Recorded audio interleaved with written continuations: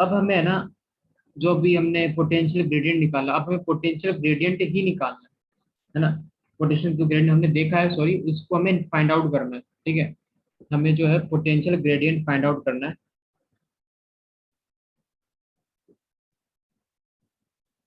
हम कैसे किसी पोटेंशियोमीटर वायर का पोटेंशियल ग्रेडियंट फाइंड आउट करें, तो इसके लिए भी हम पोटेंशियोमीटर ही यूज करेंगे। ठीक है, इसको निकालने के लिए भी हम क्या यूज करेंगे, पोटेंशियोमीटर ही यूज करेंगे। और कैसे करेंगे देखते हैं। जैसे कि सपोज ये आपका सेल हो गया, ये मैं ये मैंने की लगा दी, और ये मैंने रियोस्टेट लगा दिया।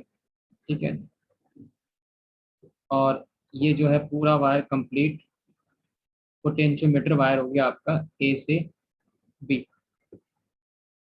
और अब क्या करना है, आपको इस पूरे वायर का, जो पोटेंशियोमीटर वायर है, इसका पोटेंशियल ग्रेडियंट की जरूरत पड़ी थी। इससे पहले वाले जो हमने चीज निकाल देखी थी कि हमें रेजिस्टेंस के अक्रॉस पोटेंशियल ग्रेडियंट, या sorry potential drop find out करना है। तो वो चीज हमें, वहां पर हमारी एक्स की जरूरत थी। तो एक्स आया कैसे, लेकिन एक्स को हम निकाले कैसे, पोटेंशियल ग्रेडियंट कैसे निकाले किसी वायर का, वो देखते हैं।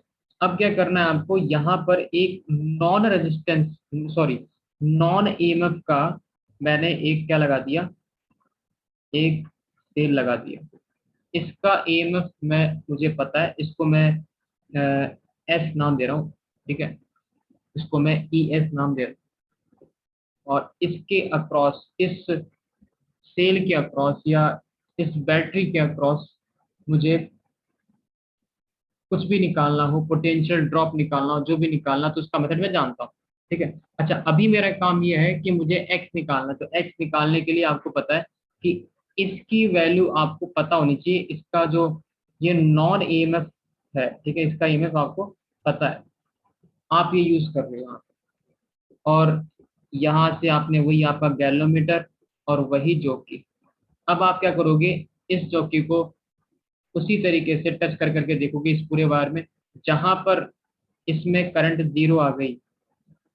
ठीक है, वहां पर आपको रुक जाना है और देखना है कि ये लेंथ कितनी है, ये लेंथ कितनी है। ठीक है, अब ये लेंथ कितनी है, तो अब आपको अच्छे से पता है कि ये V A C is equal to, अब ये जो वी ए सी है बेटा, वी ए सी, ये किसके बराबर होना चाहिए, इस सेल सेल की ईएमएफ के बराबर होना चाहिए, है ना। सेम, ये वी डी ई, इसके अक्रॉस जो पोटेंशियल ड्रॉप हो रहा है, it should be equal to E S, है कि नहीं। जो, और सेल का ईएमएफ आपको पता है, सेल का ईएमएफ आपको पता है ना। जैसे भी हमने पहले बताया था कि V A C equal to V D, इसे जस्ट प्रीवियस वाले लेक्चर में, V A C equal to V D E, तो वैसे ही V A C is equal to E S, है ना। और हमें इसकी वैल्यू पता है, और वी ए सी की वैल्यू क्या होती है, एक्स इंटू एल। तो क्या यहाँ से एक्स निकल के आ जाएगा, कितना आ जाएगा, ई एस अपॉन है। क्लियर ये बात। तो आपका पोटेंशियल ग्रेडियंट आ गया। इसकी वैल्यू तो आपको पता है, आपको इसकी वैल्यू पता है। मान लीजिए 1.5 वोल्ट का हो, है ना, तो 1.5 वोल्ट आपको पता है। एल आपको पता है, लेंथ आपने चेक की है जॉकी को रख के। ठीक है, तो एक्स आपका यहाँ से आ जाएगा। तो इससे हम क्या पता करते हैं, पोटेंशियल ग्रेडियंट पता करते हैं।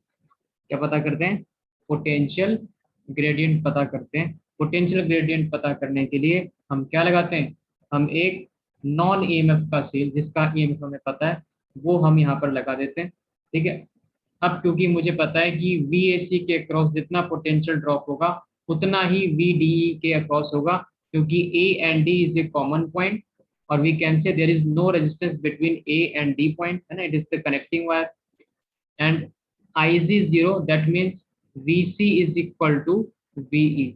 ठीक है, so we have put our jockey on the wire in such a way that we get the value of galvanometer current 0। ठीक है, तो हमारा Vc और Ve इक्वल हो गया, और यदि इक्वल हो गया तो जो Vac है वही Vde के बराबर हो गया।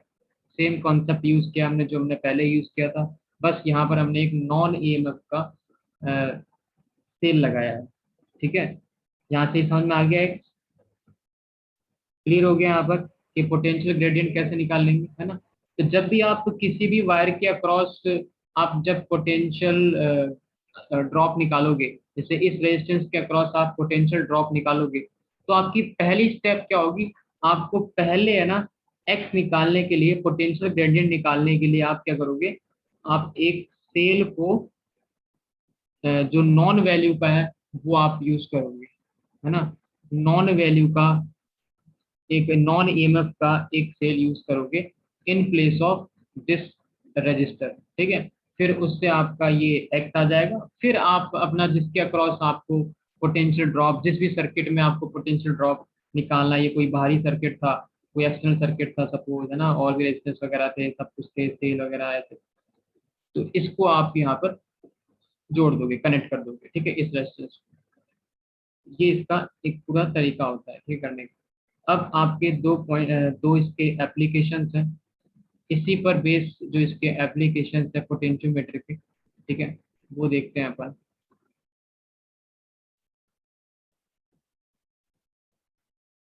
फर्स्ट है आपका कि आपको कंपेयर करना है दो सेल्स के ईएमएफ का, ठीक है।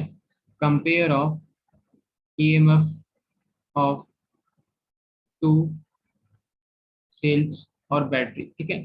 दो सेल का ईएमएफ कंपेयर करना है, उसको देखना अपन को, ठीक है। अगेन प्राइमरी सर्किट हमेशा कॉमन होता है, ये प्राइमरी सर्किट हो गया, ठीक है, ये सेल हो गया, ये की हो गई, और ये रियोस्टेट हो गया आपका, ठीक है। और ये आपका यहाँ से पोटेंशियोमीटर वायर, जिसको मैं हमेशा नाम देता हूँ ए बी, ठीक है। और यहाँ से ये जो आपका पॉइंट है, यहाँ से मैंने क्या किया, अब जो भी दो सेल्स हैं जिनका मैं कंपैरिजन करना चाहता हूँ एएमएफ का, ठीक है, उनको मैंने यहाँ पर इस तरीके से लगा दिया है। एक तो ये हो गया मेरा एक सेल E1, और एक सेल है E2। इन दोनों के जो ईएमएफ है उनका रेशियो निकालूंगा मैं, कंपैरिजन करना मतलब मुझे इनका रेशियो वगैरह निकाल के देना है। अब ये आप हमेशा याद रखना, इसको मैंने, ये जो सेल से आ रहा है ये पॉइंट ए, इसको मैंने दोनों ही सेल्स के पॉजिटिव टर्मिनल से कनेक्ट किया है, ठीक है। फिर इसके बाद अब मैं क्या करता हूँ, आगे ले जाता हूँ, और यहाँ पर एक टू वे की लगी होती है, एक टू वे की लगी होती है। टू वे की को अभी आप इस डायग्राम से अच्छे से समझ जाओगे कि ये क्या होता है, ठीक है। यहाँ पर एक और पॉइंट हो गया, टर्मिनल है 1 2 और 3, ये तीन टर्मिनल है, ठीक है, 1 2 एंड 3। और इस 3 टर्मिनल से यहाँ पर एक गैल्वेनोमीटर लगा हुआ है, और एक ये अपनी जो कि कनेक्टर, ठीक है। अब सबसे पहला जो काम करना है आपको, इस 1 वाले टर्मिनल को 3 से कनेक्ट करना है, 1 2 3 कनेक्ट करना है आपको, तो ये मैंने कनेक्ट कर दिया। अभी टू टू को 3 से कनेक्ट नहीं किया है मैंने, अभी मैंने 1 2 3 को मैंने कनेक्ट कर दिया, ठीक है, दोनों टर्मिनल्स को 1 एंड 3। 2 को 3 से नहीं किया, 2 को 1 से नहीं किया, इसका मतलब क्या ये सर्किट में है, इन्वॉल्व है क्या E2? क्या ये जो E2 ईएमएफ है, मतलब या E2 सेल है, वो क्या इस सर्किट में इन्वॉल्व है? नहीं है ना, क्योंकि इसको कोई पाथ नहीं मिल रहा ना, यहाँ से आने के बाद कोई पाथ मिल रहा है क्या यहाँ? इसका सर्किट कहीं ब्रेक हो गया 2 तक आके, हुआ कि नहीं हो गया? अब इसका आगे पास कोई कनेक्शन नहीं है, ठीक है, इसका आगे कोई कनेक्शन नहीं है इस 2 का। तो अभी इस पूरे जो सर्किट में E1 काम आ रहा है कि E2 काम आ रहा है, मतलब कौन अभी वर्किंग कंडीशन में, कौन अभी इफेक्टिव है, कौन एक्शन में है अभी, E1 की E2? अभी 1 2 3 को कनेक्ट किया है मैंने, 1 को है E1, ठीक है, E1 कनेक्ट। अब क्या करना है, सिंपल, मैंने इस ज्योति को टच कर करके ऐसी लेंथ देखी मैंने, ऐसी क्या मतलब वो लेंथ फाइंड आउट की मैंने, मान लो उसको मैं L1 कह रहा हूं, ठीक है, मैंने एक लेंथ फाइंड आउट कर ली L1, जहां पर जो कि जब मैंने टच की तो गैल्वेनोमीटर में रीडिंग कितनी आई, 0 आई है। और इससे मैं, ये मुझे पता है कि इस BAC के across BAC is equal to E1। तो इसका जो पोटेंशियल है, इसका जो EMF है वो E1 है, इज इक्वल टू VAC। वही सेम फंडे हैं जो हमने अभी यूज किए थे, है ना। VAC is equal to E1। और VAC की वैल्यू हमने निकाली, कैसे निकाली है, X into L1 equal to E1। कोई इशू है यहाँ तक? कोई इशू नहीं है ना। ये तो आपकी फर्स्ट इक्वेशन आ गई। अब मैं क्या करता हूँ, अब मैं 2 को 3 से कनेक्ट करता हूँ, ठीक है। तो ये मैं इसको रेज कर देता हूँ यहाँ पे।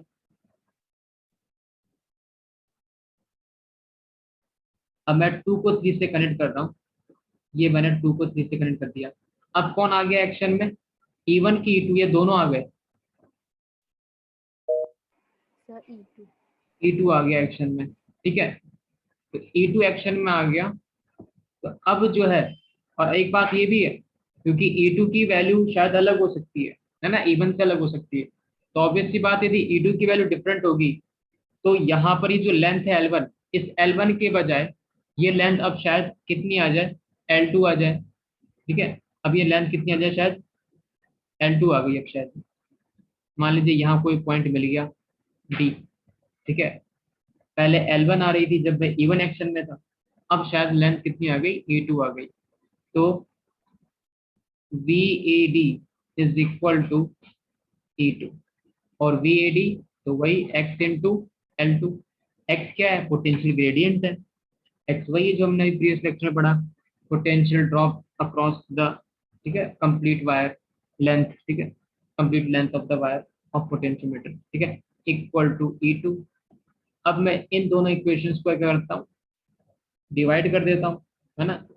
इक्वेशन 1 और 2 को मैं कर देता हूँ, डिवाइड कर देता हूँ। तो मेरा देखो कंपैरिजन आ चुका है, E1 upon E2 equal to XL1 upon XL2। यहाँ से जो मेरा आंसर आया है, जो मेरा कंपैरिजन हुआ है, वो है E1 upon E2 equal to L1 upon L2। ये आपका कंपैरिजन आ गया। क्या आ गया, कंपैरिजन आ गया, ठीक है। दोनों ही सेल्स के ईएमएफ का कंपैरिजन या रेशियो जो आया वो L1 अपॉन L2 आ गया, ठीक है। इस तरीके से हमने ये कंपेयर किया है दो सेल्स का ईएमएफ। और इन दोनों की वैल्यूज अननोन थी, ध्यान रखना। हमें ना तो E1 पता था ना E2 पता था, ठीक है। और हमने दोनों की सेल्स का रेशियो निकाल लिया। क्लियर यहाँ तक? यहाँ तक क्लियर हो गया? चलो ठीक है।